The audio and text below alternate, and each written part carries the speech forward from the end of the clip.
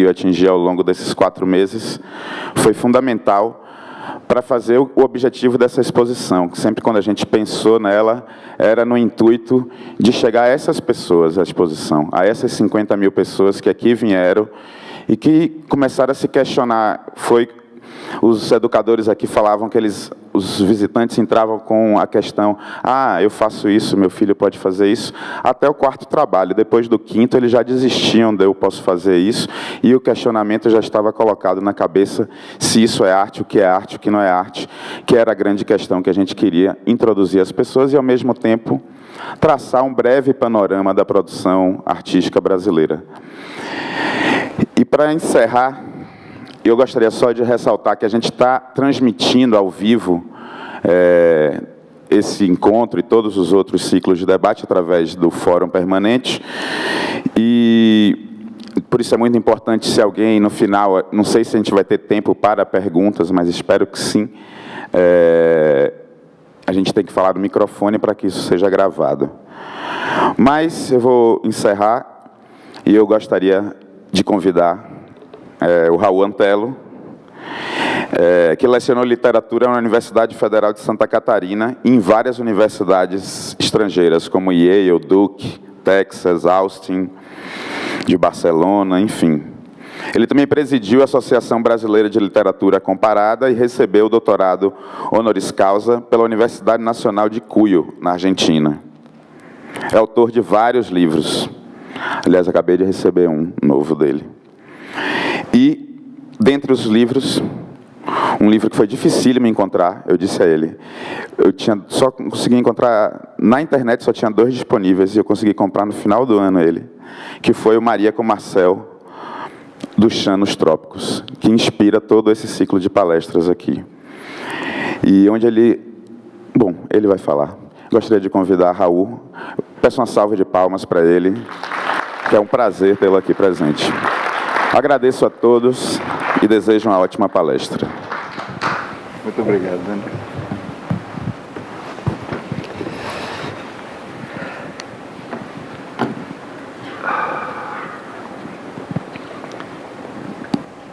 Eu vou lhes pedir auxílio aqui para voltarmos ao... deve ser isto aqui, esse ícone, né? Que tem 2 aí, voilà. F5. Pronto.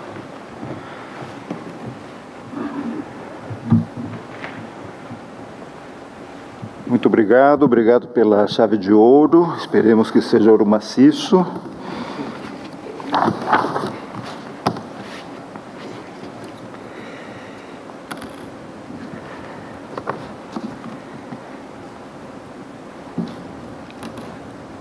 Acho que eu vou desapontar os que esperam que me refira à intensa relação entre Marcel e Maria. O filme já abordou essas questões fartamente. E eu acho que eu vou fazer um recorte um pouco mais abstrato, porém um recorte que também vai nos trazer aos dias de hoje, ao que devemos e podemos pensar em relação à arte contemporânea, e me parece que talvez essa seja a minha melhor contribuição à linda exposição que vocês organizaram.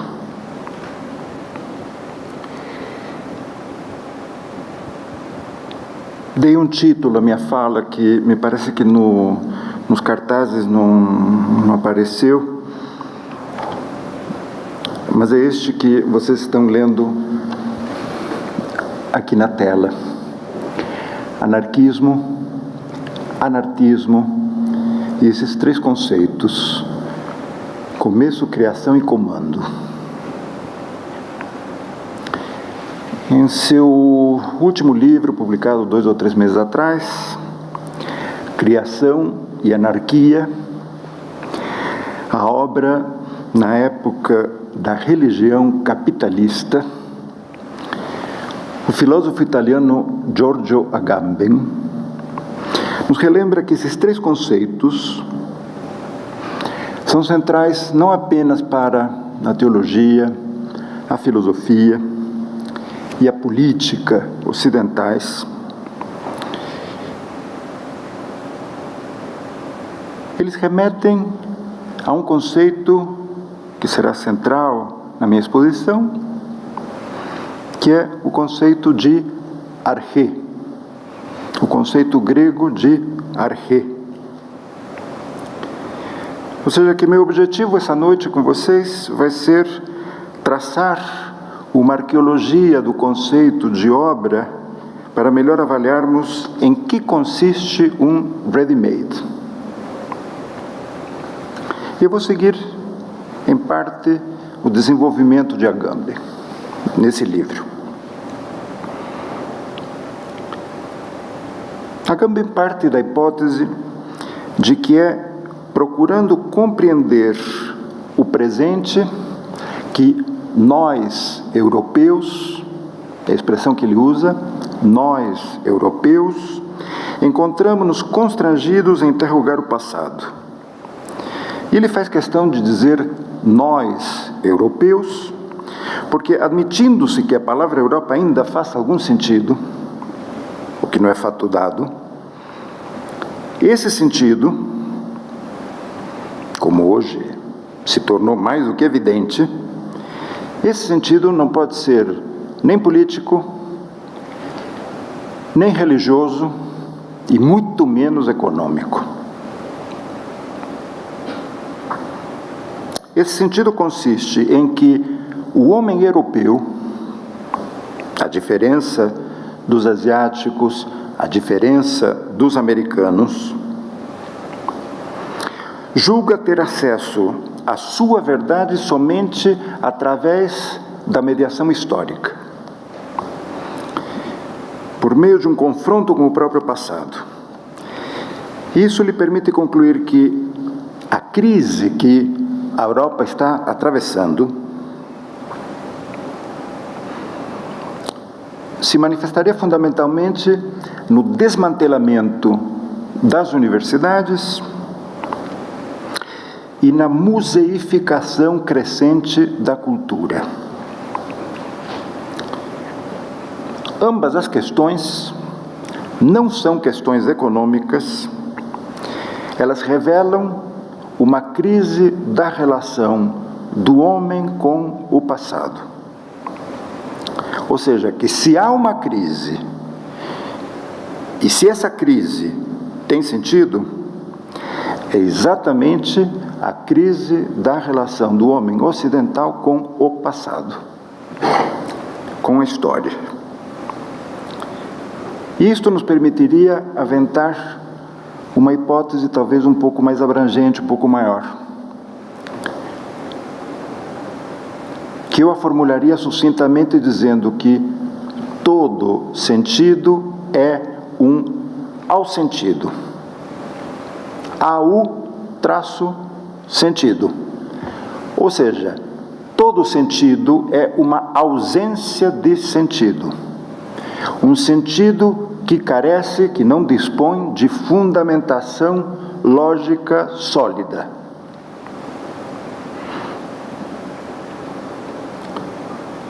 Por que eu digo que o sentido é um ao-sentido, um sentido ausente? Porque o único lugar em que o passado pode viver é o presente. Mas se o presente não sente mais o próprio passado como vivo, tudo aquilo que afirme a sobrevivência do passado, como as universidades, como os museus, tudo aquilo que afirma a sobrevivência do passado se torna problemático. E se a arte se tornou para nós a figura eminente desse passado, então a pergunta que se nos impõe seria: qual é o lugar da arte no presente? Que podemos reformular usando a pergunta que serve de epígrafe à nossa exposição. Pode alguém fazer obras que não sejam de arte? É a pergunta de Marcel Duchamp. Pode alguém fazer obras que não sejam de arte? Se aceitamos esse desafio que nos coloca Duchamp, diríamos que a primeira constatação é que Marcel Duchamp encerra o período da obra de arte. Expressão, sob todos os aspectos, ambivalente. Porque, como o próprio Agamben aponta, o fato de uma obra ser de arte não deixa claro se falamos de um genitivo subjetivo, isto é, uma obra que é feita de arte, que pertence à esfera da arte, ou se estamos falando de um genitivo objetivo, no qual o importante seria a obra e não a arte. Em poucas palavras, não sabemos a rigor se o decisivo é a obra, a arte ou uma mescla híbrida de ambas. O certo é que, de Duchamp em diante, a arte se apresenta como uma atividade sem obra. Assim como os artistas contemporâneos são, no dizer de um crítico e escritor francês, Jean-Yves Joannet, artistas sem obra. Nesse sentido, então, é fundamental traçarmos uma genealogia do conceito de obra. E, para tanto, eu vou me apoiar um pouco num percurso que talvez alguns já conheçam, que é o percurso perseguido por Agamben. Eu diria que, apelando ao paradigma psicanalítico do retorno do reprimido, ou seja, após o trauma, segue o recalque, e só depois desse recalque o trauma reaparece na forma de um sintoma, poderíamos aventar a hipótese de que a obra é hoje o grande reprimido da arte contemporânea. E eu iria além. E eu diria que, sob a perspectiva lacaniana do Saint-Homme, ou seja, o último Lacan, o Lacan que pensa a relação entre inconsciente e linguagem a partir da obra do Joyce, se tomamos a perspectiva lacaniana do Saint-Homme, o que retorna, na performance, por exemplo, o que retorna é aquilo que não cessa de não se dizer. Ou seja, o que retorna é apenas um valor, a morte, a finitude. O que revela, o que comprova a dificuldade que a nossa cultura tem de lidar com a morte. Sabemos que os modernistas brasileiros, fundamentalmente, tomaram de um teórico, um católico, Jacques Maritain, a diferenciação entre artista e artesão. Diferenciação essa que foi crucial para um teórico como Mário de Andrade, mas que também está na base das ponderações estéticas de Manuel Bandeira, de Murilo Mendes, de vários outros. Essa diferenciação é mais ou menos contemporânea das obras de Duchamp. A primeira vez que Maritain se refere a uma diferença entre artista e artesão, 1921.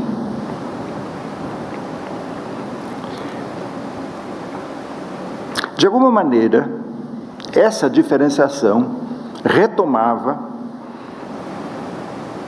uma diferença que os gregos já estabeleciam entre dois modelos de produtores.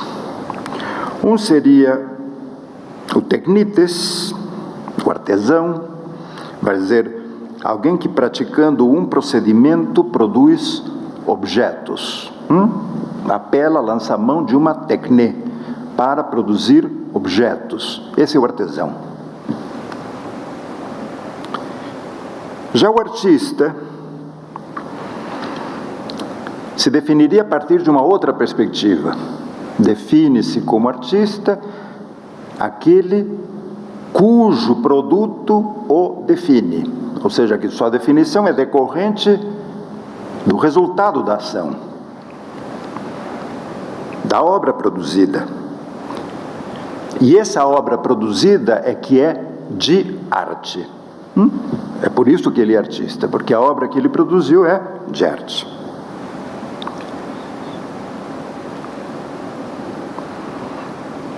Na sua análise, Agamben ilustra essa ideia com uma passagem de Aristóteles, uma passagem da Metafísica, dedicada aos dois conceitos talvez mais importantes formulados por Aristóteles: potência e ato, isto é, dinamis e energeia.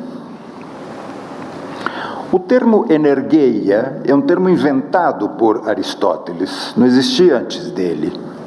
Ou seja, que energeia é um ready-made.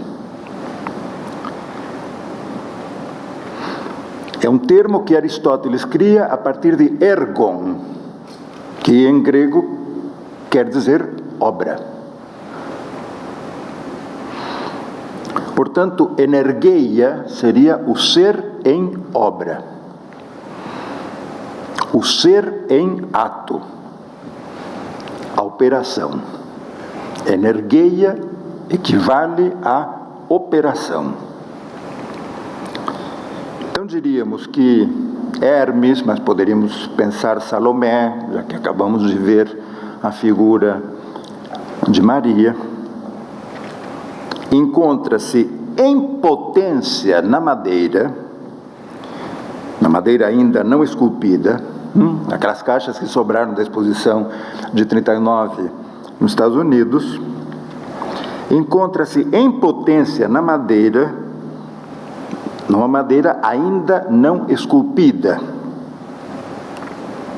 Porém, essa figura está em energeia, como ser em obra, uma vez que o artista se apropria dessa peça e a transforma em obra de arte.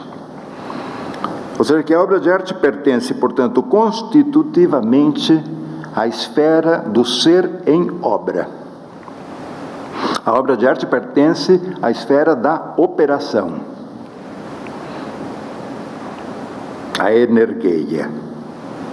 Ou seja, o fim é sempre a obra. O fim, para o artista, é sempre o ergon. E a obra é fundamentalmente energeia, ser em obra, operação. E um pressuposto disto é que a obra, o ergon, tende sempre à completude. Há casos, entretanto, em que o fim último não pode tender à completude e ele se esgota no seu uso.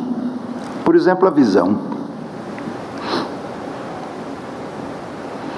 Na vista, quando usamos os olhos, tudo se esgota na visão, na imagem. Não há produção de nada além do que ver. No caso do operário, entretanto, o ato de construir reside na coisa construída, no objeto construído. Esse objeto vem a ser algo novo que é inerente à casa, por exemplo. Em todos os casos em que é produzido algo além de uso, além do uso corriqueiro, funcional, a energeia, o ser em obra, repousa na coisa feita, nas consequências, nos resultados decorrentes da ação. Diríamos então que, assim como o ato de construir está na casa efetivamente construída, assim também o ato de tecer, por exemplo, está na manta executada. Quando, pelo contrário, não surge uma obra além do uso, então a energeia, o ser em obra, reside nos próprios sujeitos.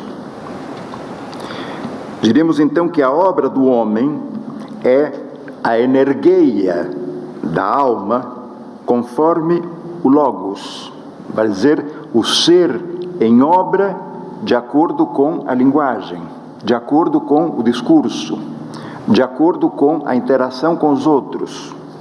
Ou seja, uma atividade sem obra, em que a obra coincide com seu próprio exercício, porque ela é já e desde o início desobra. Tocamos aqui uma questão que é central no pensamento de Nietzsche e que o será nas leituras francesas de Nietzsche da década de 30. Pensemos na filosofia de Georges Bataille.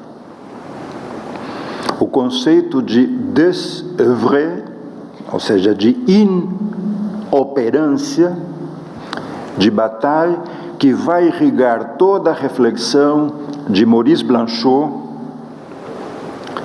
Pensemos no caso de Blanchot, o seu conceito de livro por vir, que não quer dizer livro futuro, não é um futurista, não se deslumbra Blanchot com a técnica, com as promessas da velocidade ou da aceleração tipicamente marinetianas. O livro por vir, assim como a comunidade por vir de Agamben, quer dizer, o livro, ou a comunidade, que está sempre vindo, que não termina de vir. Portanto, é alguma coisa que é simultaneamente passado, presente e futuro. Ou seja, bergsonianamente, diríamos, é um elemento do passado que se ativa na sua passagem, e é por isto que essa parte do passado que está passando, nós a chamamos de atualidade, e essa parte de passado que ainda não passou, aquela que carrega promessas de felicidade, essa nós a chamamos de futuro.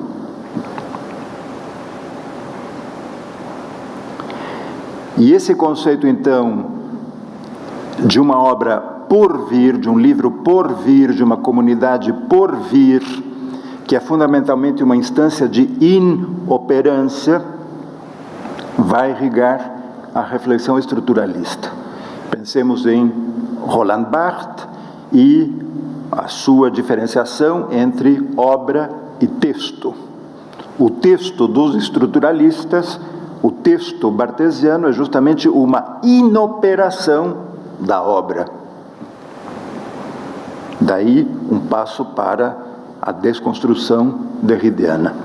Ou seja, que como vocês veem, estamos aqui num leque que abrange talvez as maiores contribuições sobre arte e pensamento do século XX. Mas, como digo, isto remonta a muito atrás. Os gregos, de modo geral, não podiam levar em grande conta nem o artista, nem o artesão. Enquanto a contemplação, o conhecimento, estão no contemplador, ou no estudioso, por exemplo, o artista, para a tradição clássica, é um ser que tem o seu fim fora de si, porque o ser do artista reside na obra. O artista, então, é um ser constitutivamente incompleto, que jamais possui o próprio fim. Por isso, o teknites, seja ele artesão ou artista, é um banausos para os gregos. Banausos é um termo que, em grego, quer dizer operário. Portanto, uma pessoa vulgar. Ou seja, não é que não existisse diferença na Grécia entre um sapateiro e um arquiteto. Mas em ambos os casos, a sua energia não lhes pertencia. Diríamos então que a obra desapropria o agente da sua energia, expropria a força que eles investem na operação. Daí que a praxis, a ação, que tem em si mesma o seu fim, seja para Aristóteles superior à poiesis. Vai dizer, a atividade produtiva cujo fim está na obra. Em suma, a energia, a operação perfeita, é sem obra e tem o seu lugar, portanto, no agente. Mas aí tocamos uma aporia. Uma aporia que poderíamos formular por meio de uma pergunta. Existe, por acaso, uma obra do homem em si, do homem enquanto tal? Que é justamente a pergunta de Duchamp. Existe uma obra que não seja de arte? A resposta decididamente é não. O homem é sem obra. Mas se isto é assim, e já era assim para os tempos antigos, o que muda na modernidade? O artista já não é mais um banalsos, um artesão, um vulgar, constrangido a perseguir a sua completude fora de si na obra. Ele passa a ser um filósofo. Porque em parte a partir da Renascença, mas certamente com o romantismo, com a modernidade, o artista é um leitor da sua própria prática. Vai dizer que uma parcela substantiva do que ele faz são os julgamentos sobre as outras obras, os outros artistas. O artista é um pensador, alguém que reivindica o domínio e a titularidade dessa sua operação criativa.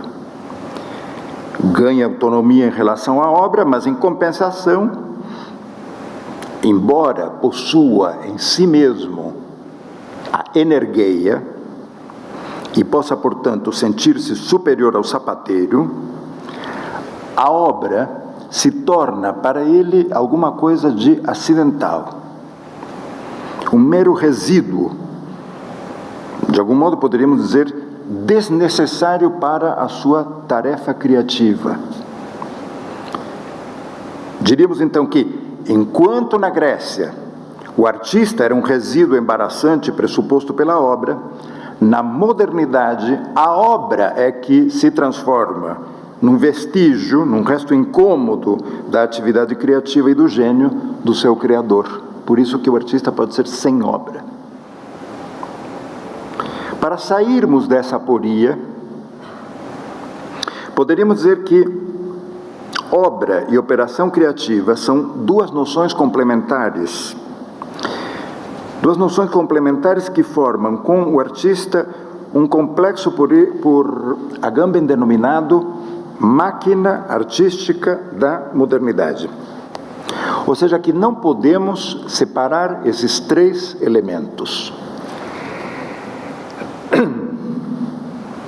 Artista, obra e o espaço que os vincula. Juntos formam os anéis de Borromeu. 3 círculos unidos de tal modo que nenhum deles pode ser separado sem que se separem também os outros 2. E essa operação elimina a ideia de que existe alguma coisa interna e outra externa. O nó borromiano tem essa peculiaridade que também compartilha com a fita de Moebius, uma fita em que, se colocamos o lápis num lado da matéria e percorremos toda a sua extensão, o que era interno se torna externo.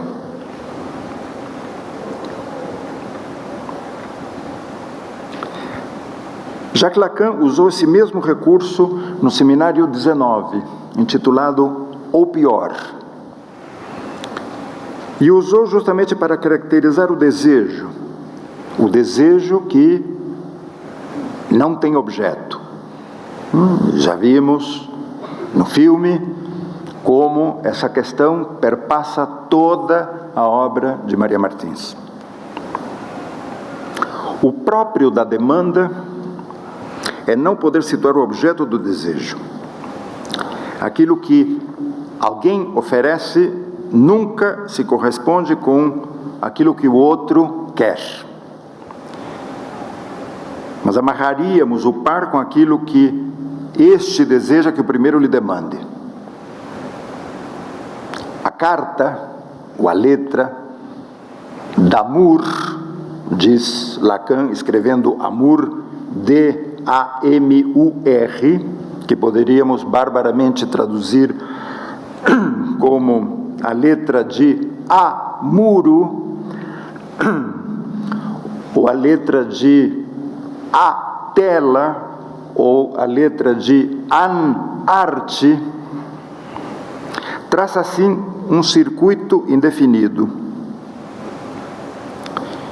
É o momento em que, anos 70, início dos anos 70, Jacques Lacan cunha um outro conceito que é fundamental, a meu ver, e que já veremos que tem relação com o diálogo entre Maria e Marcel, que é o conceito de aturdito. Ele toma o título de uma comédia barroca de Molière, L'étourdi, ou seja, o confuso, o atrapalhado, só que ele escreve étourdi com T final, ou seja, que seria o aturdito, o que se diz de maneira atabalhoada, atrapalhada, confusa, bizarra, enigmática, parcelada, diferida. O aturdito seria aquilo que se diz e permanece esquecido atrás do que foi dito naquilo que se ouve.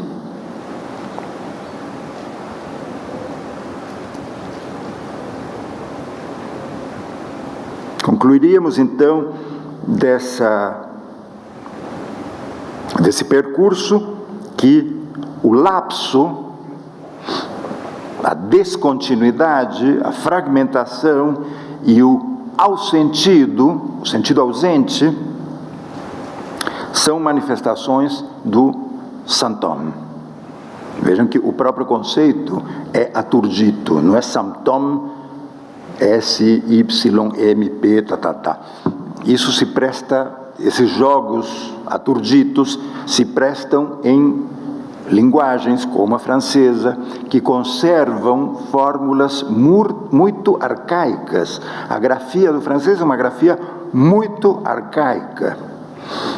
Então, Lacan inova, introduzindo o que se ouve e não o que se escreve. Boa parte dos ready-mades de Oswald de Andrade trabalham com a mesma lógica. Quando Oswald de Andrade faz, talvez, com certeza, o menor poema da lírica brasileira, amor, humor, está fazendo justamente isto. Uma percepção aturdita em que uma letra muda, o H, faz toda a diferença.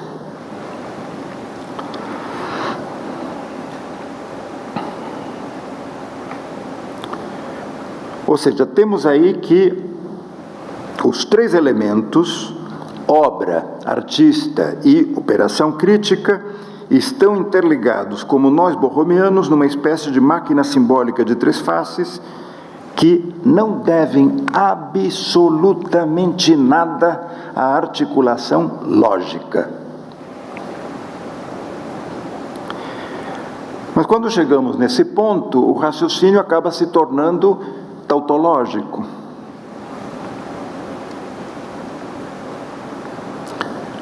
Quando Agamben se vê na obrigação de abordar a obra de arte contemporânea,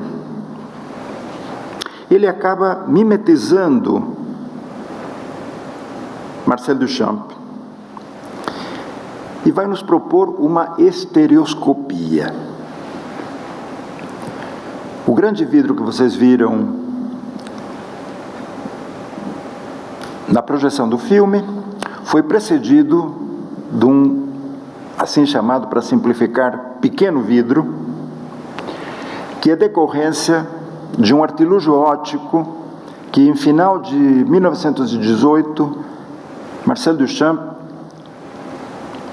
explora logo da sua chegada em Buenos Aires. Trata-se de duas imagens da superfície do rio, ou seja, que divide o campo entre mar e céu, e sobre esta imagem, esta superfície, que é apenas o nome do artista, isto é, um nome, o próprio do artista contemporâneo é apenas o de dar nome, traça as pirâmides do tempo, como diria o soneto de Shakespeare, que superpostas, justapostas, criariam a ilusão de terceira dimensão. Esse recurso era um recurso muito usado na pornografia. Ou seja, ao colocar duas imagens de duas mulheres deitadas num divã, numa superfície, num leito qualquer, quando superpostas, criavam a ilusão de que o corpo vinha em direção ao observador e o fundo recuava.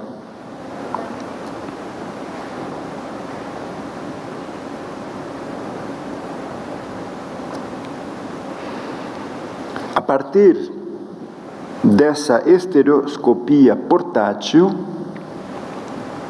Marcel Duchamp faz o pequeno vidro que está hoje no MoMA, cujo título completo é este: para ser olhado do outro lado do vidro com o olho de perto por quase uma hora.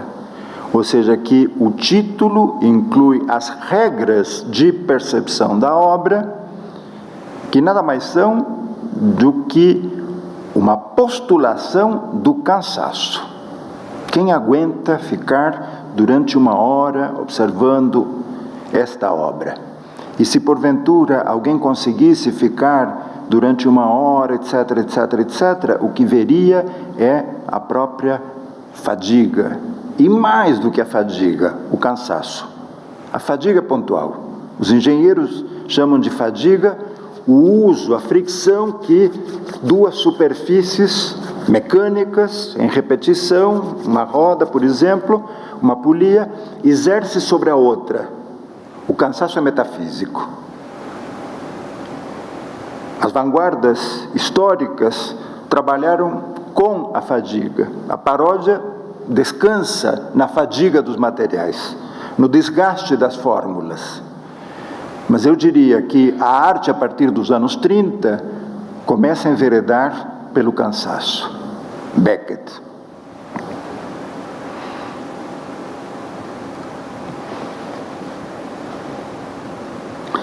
Esse apelo da estereoscopia é dúplice. É um apelo visual, mas também tátil. A superposição dessas duas imagens idênticas cria, então, uma dimensão áptico-óptica, ou seja, de toque, mas também visual. E isto é o impossível.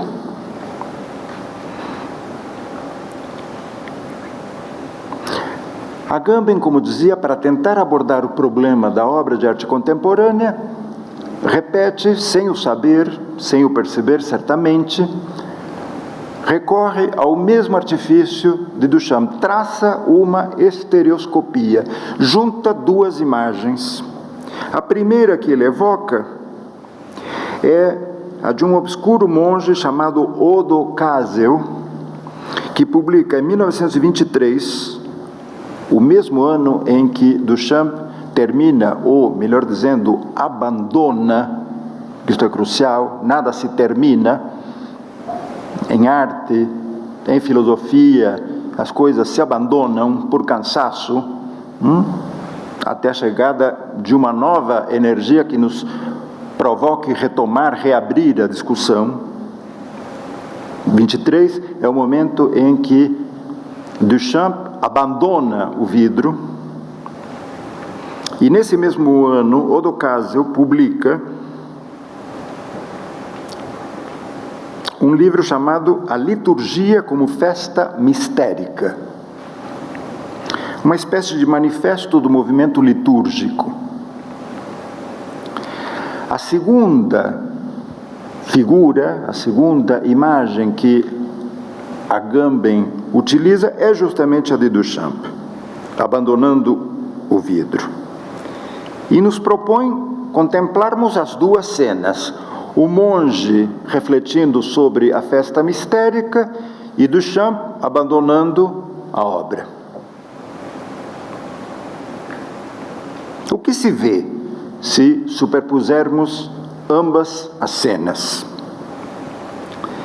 Entre a ação sagrada da liturgia e a praxis das vanguardas artísticas, há algo além do que uma simples analogia. A analogia é sempre um recurso de afinidade lógica, e do que se trata aqui é de sair da lógica. Basta pensarmos que artistas e poetas, a partir de Mallarmé, começam a observar a própria prática como a celebração de uma liturgia. E eu digo liturgia justamente no sentido específico, próprio do termo, na medida que comporta tanto uma dimensão soteriológica de salvação do artista através da obra, quanto uma dimensão performática, em que a atividade criativa assume a forma de um verdadeiro ritual, desvinculado de todo o significado social e eficaz, pelo simples fato de ser celebrado, de estar sendo realizado. A vanguarda, como digo, que é uma forma de nominalismo, Thierry Deduve dá esse título ao livro sobre Duchamp. A vanguarda, então, poderia ser lida como a retomada de um paradigma essencialmente litúrgico. Basta pensar na Mona Lisa, batizada de El H.O.Q., que, quando pronunciamos esse rebus, soa, percepção aturgita, como El H.O.Q. Os amigos de Duchamp em Nova York, ao não entenderem a piada, lhe pedem que explique qual o sentido de nomear a Joconda de El H.O.Q. E Duchamp traduz o jogo de palavras ao inglês e diz que quer dizer the hot arts, as cadeiras quentes. Mas vejam que ele está dizendo ars, arte em latim. Ou seja, que essa Joconda que tem fogo no rabo é alguém que reacende a questão da arte. A arte arde.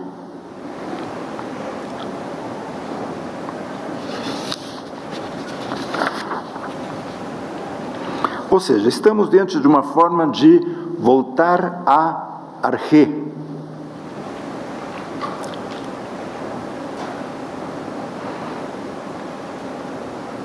De uma forma aturgita, estamos vinculando arte e sexo.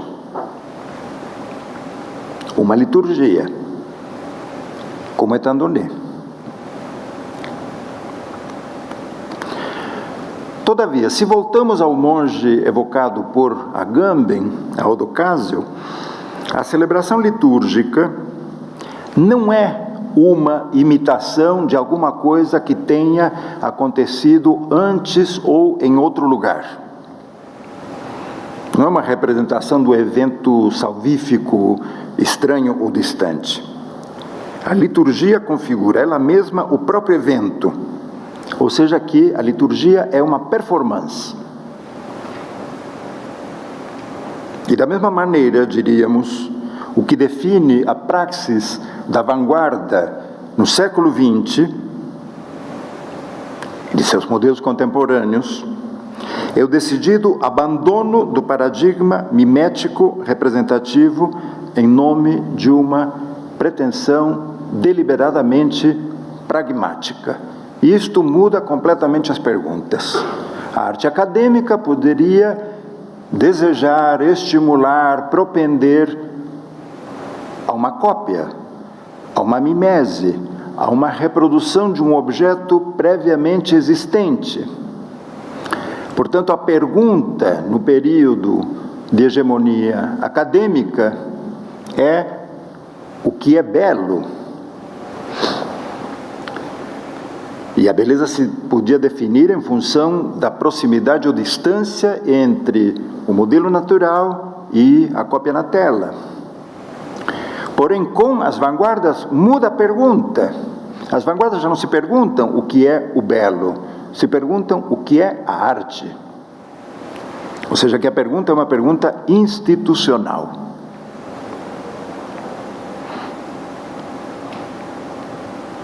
Ou seja, que a ação, esse ser em obra das vanguardas, é uma performance, é uma ação visando desativar o nó borromiano de que falávamos agora há pouco. Diríamos então que a ação de um artista se emancipa, se libera do seu tradicional fim utilitário, produtivo ou reprodutivo, e torna-se uma performance absoluta, uma pura liturgia, que coincide com a própria celebração e é eficaz ex opere operato, ou seja, operando a partir das obras,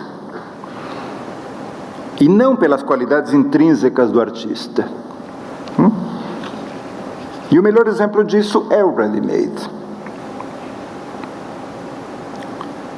Quando Marcel Duchamp não nos propõe a rigor uma obra, mas sim um ato existencial, porém de arte, Duchamp é consciente de que não está mais operando como um artista. E se Aristóteles inventa o conceito de energeia, Duchamp inventa o de anartista. Ou seja, Duchamp compreende que o que bloqueava a arte era exatamente o que Agamben chama, a partir de Furioyese, um teórico da celebração das festas, os mitos arcaicos germânicos. Agamben chama então, a partir de Furioyese, de máquina artística, isto é, um dispositivo. Peço que escutem o conceito de dispositivo como uma suspensão, uma negação do positivo. Assim como eu digo anartista, eu digo dis-hífen positivo. Ou seja, é uma suspensão, é uma inoperação da tecne.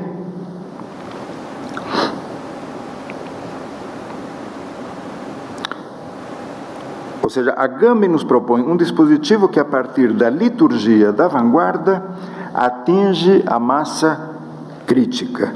Ou seja, que a pergunta de Duchamp é muito simples. Como desativar o nó borromiano, obra, artista, operação criativa? Como se desativa essa máquina do mundo? Como a desativamos? Como a inoperamos? Artista não é aquele que com maior destreza consegue manejar, manipular a obra, e sim quem suspende a sua repetição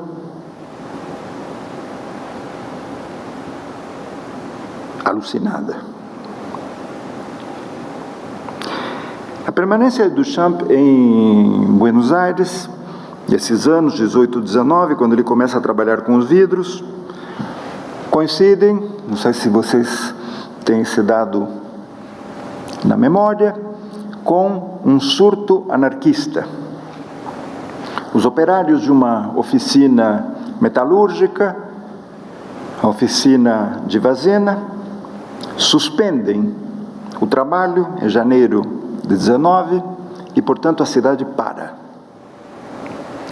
Duchamp está no seu ateliê, onde hoje funciona o Teatro Municipal San Martín, Sarmiento com Paraná.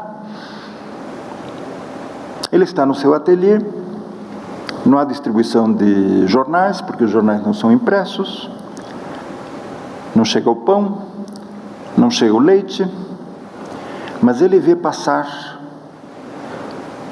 pela Rua Sarmiento, paralela com a Corrientes, que termina justamente no cemitério da Chacarita, ele vê passar os caixões carregando os defuntos, que se contaram por centenas, nessa semana que é conhecida na historiografia como Semana Trágica. Portanto, ele vê através do vidro do ateliê a morte passar e o tempo suspenso.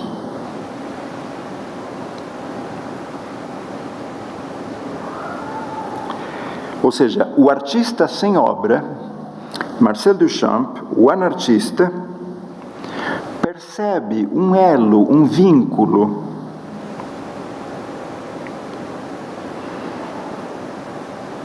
com os artesãos com obra, boa parte dos quais reprimidos e defuntos, os anarquistas, e esse vínculo seria uma comum concepção cíclica do tempo. O tempo não é a repetição do idêntico,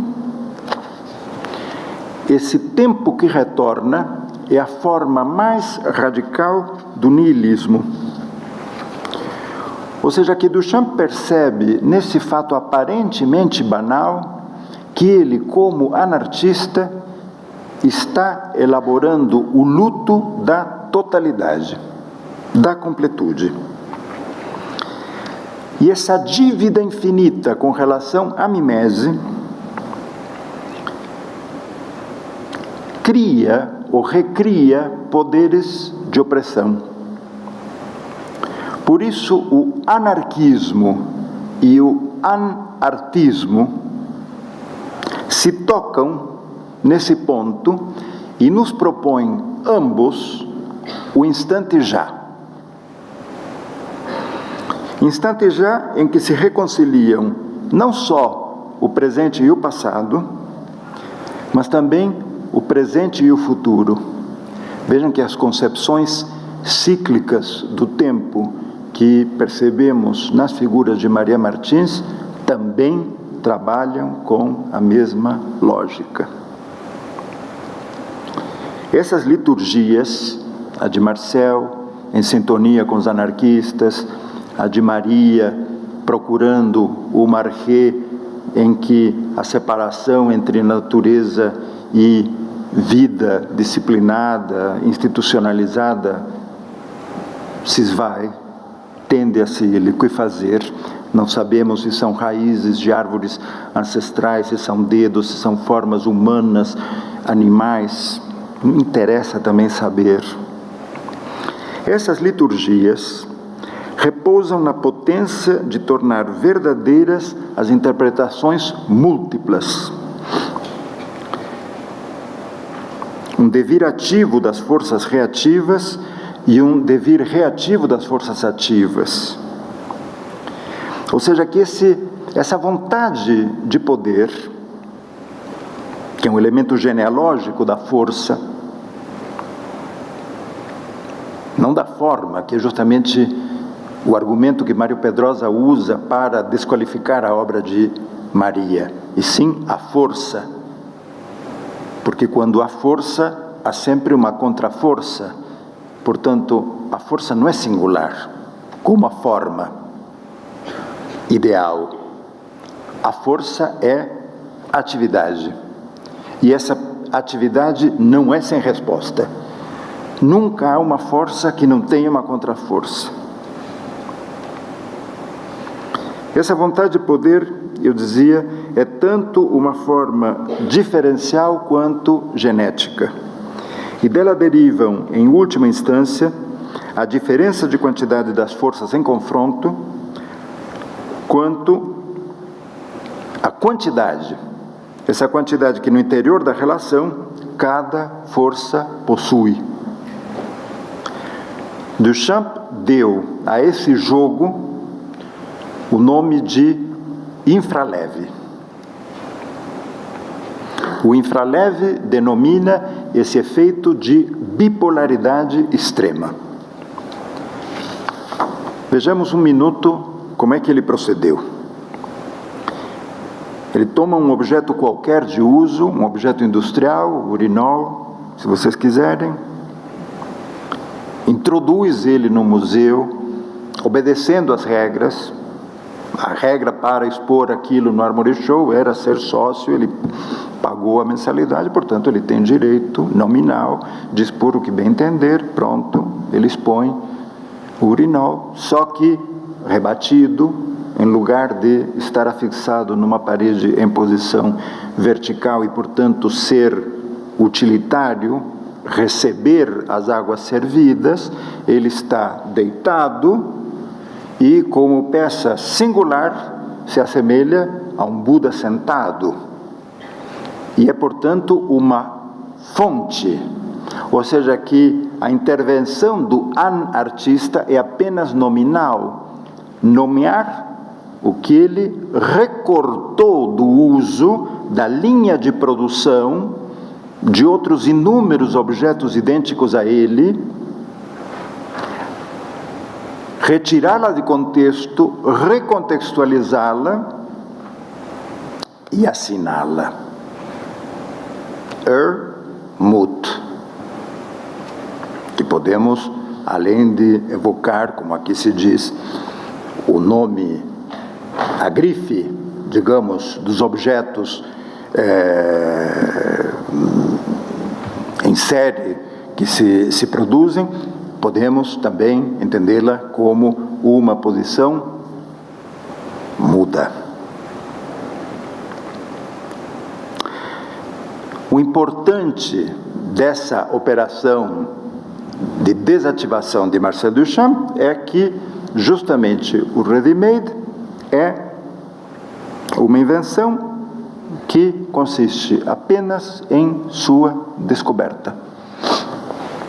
Se esgota na própria operação. Recuo um minuto. Mallarmé, no seu grande e derradeiro poema, O Lance de Dados,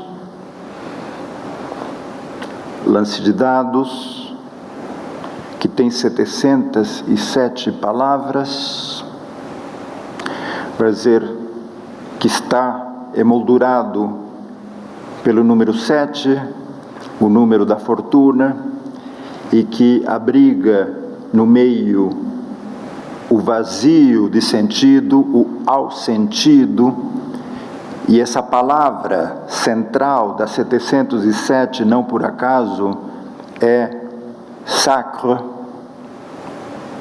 Homo sacer, teorizará Agamben, para pensar a inclusão excludente.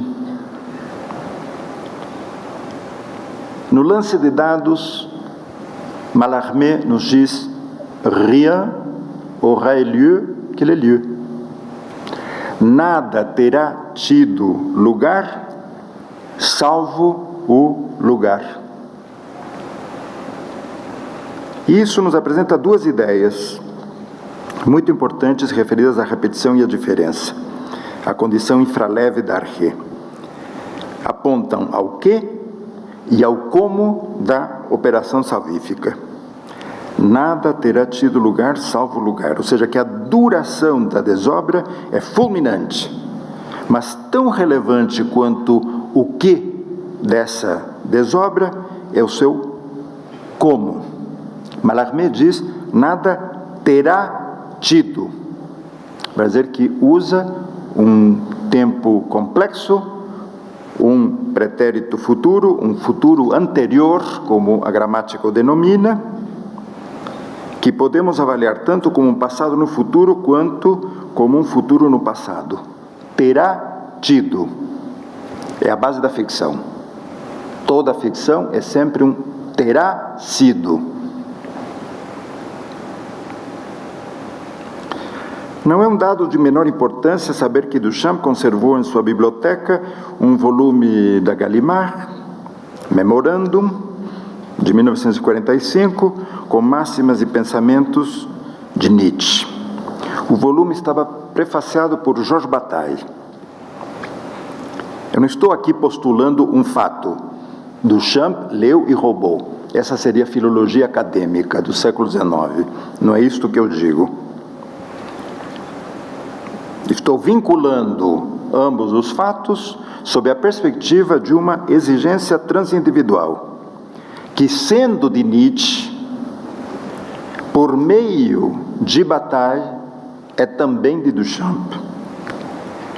Os três amarrados num nó borromiano na experiência da desobra. Que jogo é esse? Que nó é esse que deveríamos compreender e desamarrar? Que os outros, que são sempre inatuais, inoperantes, não presentes, aos quais a ação da demanda destina-se em última análise, são aqueles que só se tornarão possíveis quando o trabalho da arche do pensamento tiver sido abandonado, sem ser acabado, como já disse. Esse passado futuro é o único presente que nós podemos alcançar, o que prova que toda história a rigor é sempre contemporânea. Os outros, entendidos como heterologia, heterocronia, heteronomia ou heterotopia da obra de arte, estão sempre a acontecer, por vir, mesmo se eles não estão mais presentes ou se jamais estiveram aí. Ou seja, que não sendo um fato, eles são uma exigência. Exigência é um conceito que vem de Spinoza, é uma categoria modal e não moral. A exigência se insere na esfera da memória, como um estado de complexificação extrema da verdade, de tal sorte que uma exigência é e não é ao mesmo tempo. Ou seja, como sonho ou como memória do ato, uma exigência é um memorandum, é alguma coisa que deve ser rememorada, mesmo que nós não a tenhamos assistido. Não limita a contingência, pelo contrário, multiplica seus limiares, porque, como dizia Leibniz, omne possibile exigit existere. Tudo que é possível exige existir. Daí o impossível. O impossível de Maria Martins é justamente a potência de não. A potência é potência de não. A potência de sim, a potência de fazer, é a técnica. É Marinetti, o fascismo, o que vocês quiserem. A contemporaneidade começa quando o anarquista reconhece a força de não fazer. Bartleby. I would prefer not to. Ou seja, que por exigência estou pensando alguma coisa próxima do conceito de conatus de Spinoza.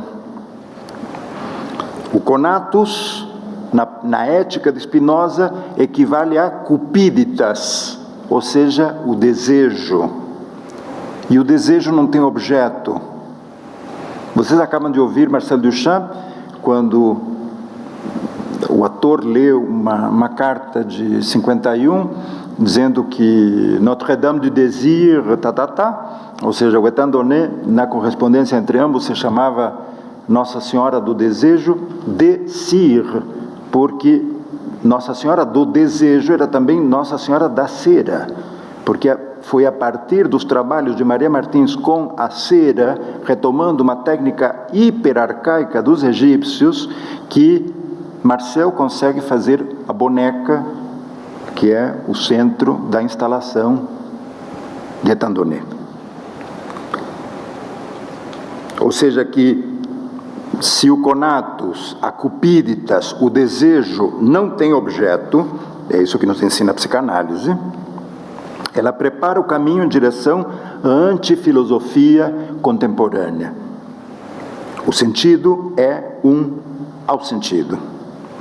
Ou seja, artista ou poeta, como nos diz a tradição a que Agamben, por exemplo, pertence, que é justamente essa linhagem, Bataille, Blanchot, Foucault, artista não é quem tem a potência de criar, como detentor de uma capacidade transcendente de agir ou de produzir obras. Artista e poeta é aquele que, como trabalhador braçal, mas também como trabalhador intelectual, faz experiência de si e se constitui a si próprio como uma forma de vida. A arte é apenas o modo pelo qual o anônimo, a que chamamos de artista, mantendo-se fiel em relação à sua prática, procura constituir a sua vida como uma forma de vida, ou seja, como uma promessa de felicidade. Mas eu vou me referir muito rapidamente a um segundo aspecto da arché, que é a ideia da origem. Em O Erotismo, Georges Bataille nos diz que o desejo de imortalidade orienta-se em direção à sobrevivência na descontinuidade. Mas como a continuidade do ser encontra-se na própria origem da humanidade, o ser não é afetado pela morte. Mais ainda, a continuidade do ser é independente dela. Ou pelo contrário, é a morte que nos impõe a sobrevivência como valor. Eu diria, tirando a conclusão teórica, a morte da arte, que é o tópico, prepara a vida póstuma, a Nachleben, que é o conceito central de Aby Warburg, que nos permite, nos trabalhos contemporâneos, de Dilberman, por exemplo, é talvez o melhor exemplo, sairmos do esquema historicista e evolutivo.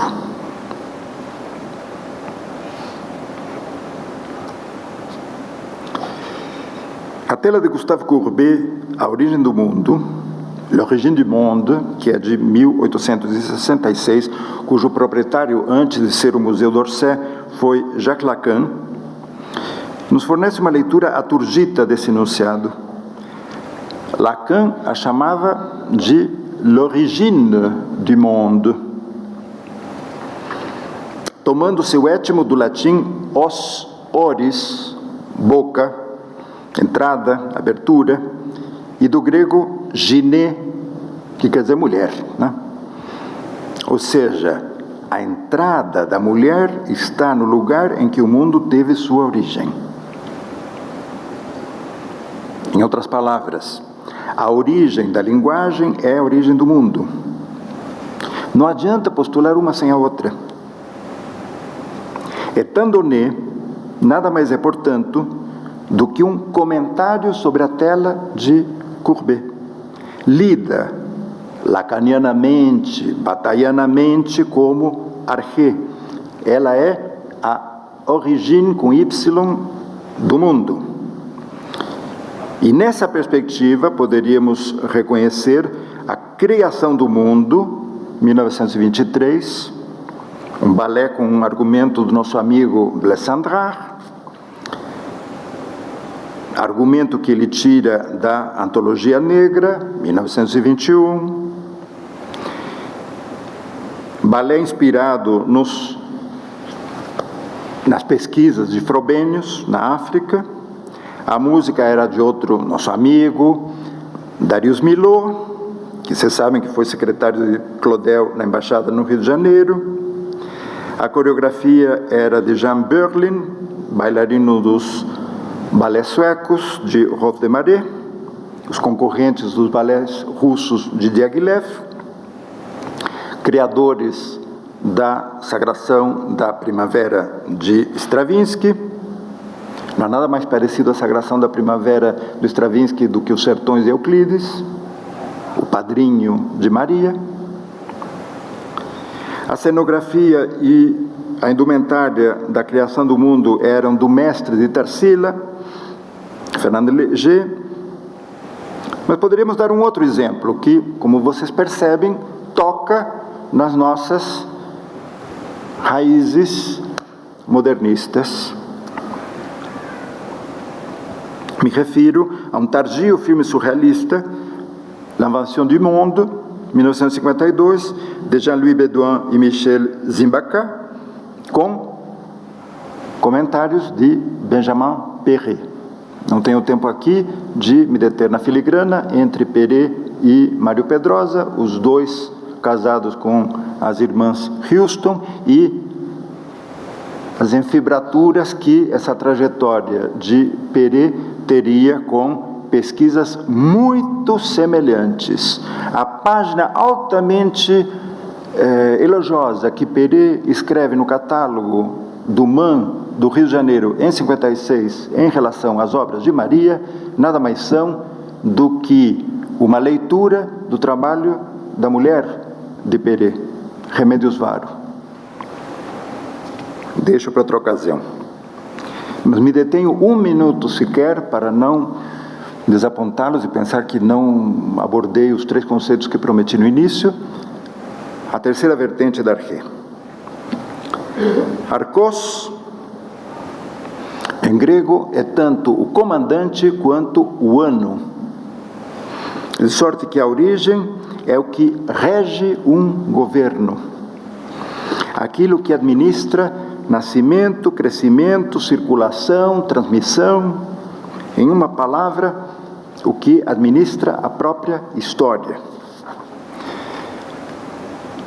Pode-se concentrar numa estrela, por exemplo, uma estrela que os gregos reconheciam como Arctos, e que nós chamamos de Ursa Maior, vulgo Macunaíma. E essa constelação, em grego, se chamava Arcturus, Arturo, a constelação de Arturo. Lembremos que a revista que começa as explorações nos anos 40, justamente na Buenos Aires habitada por Duchamp, é justamente a revista Arturo, que inclui, não por acaso, o termo arte. Uma arte por vir, Arturo. Ninguém jamais não podia saber tanta história bonita e a fala da tribo acabada. É assim que termina a Rapsódia de Macunaíma. Toda armada de ready-mades. Digo então para terminar. O anarquista é um arqueólogo, no sentido em que arché significa tanto a origem ou o começo, quanto o poder e a ordem. E essa polissemia nos chama a atenção para um aspecto verbal do imperativo. Quando utilizamos um enunciado imperativo como peigne, este é um dos mais famosos ready-mades dos champianos, aqui reproduzido da revista Transition, a revista que Ernst Jolas publicou em Haia, e na qual abrigou 19 capítulos de uma obra em processo, é assim que se chamava, nas 19 entregas, obra em processo, posteriormente o Finnegan's Wake. Vejam que é um pente.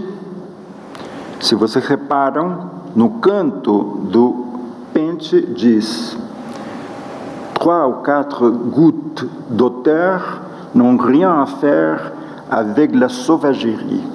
Ou seja, 3 ou 4 gotas de altura, que soa igual que autor, 3 ou 4 gotas de autor, não tem nada a ver com a selvageria.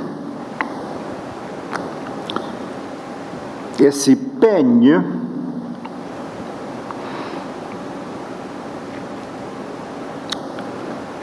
que é a capa da revista onde Joyce publica o seu Finnegan's Wake, Joyce brincava com a Sylvia Beach, dizendo que esse pente de metal escovado que usamos do show, do Chambouzot, era a ferramenta mais apta para varrer, para pentear a sua work in progress, obviamente a contrapelo, como recomendava Benjamin. Ou seja, que a consequência dessa situação paradoxal, pente, que é o imperativo, e também o impossível, que é o pinte, não posso mais pintar, se esgotou esse ciclo, é o progressivo crescimento do performativo na cultura contemporânea. E o melhor exemplo é Tandoné. Entendida como um aspecto da ontologia do comando, essa linguagem vai gradativamente substituindo a ontologia da asserção. O paradoxo consiste em que, na sociedade contemporânea, simultaneamente a obedecer uma ordem, estamos impondo uma norma. Toda vez que utilizamos um dispositivo, crentes de que nós dominamos esse dispositivo, é ao contrário, ele que nos controla. Inúmeros são os exemplos. Confirma-se assim a hipótese de Nietzsche, segundo a qual querer significa comandar, ordenar, na medida em que a vontade só comanda a potência como potência de não. Fica exposta assim a profunda anarquia reinante na sociedade atual, na sociedade ocidental, em que a única maneira de conceptualizar o problema do poder é através do anarquismo. Só há efetivamente anarquia quando abordamos a anarquia do poder. Ponto extremo em que construção e destruição se tocam reciprocamente. Para o anarquista, esse ponto se chama ready-made.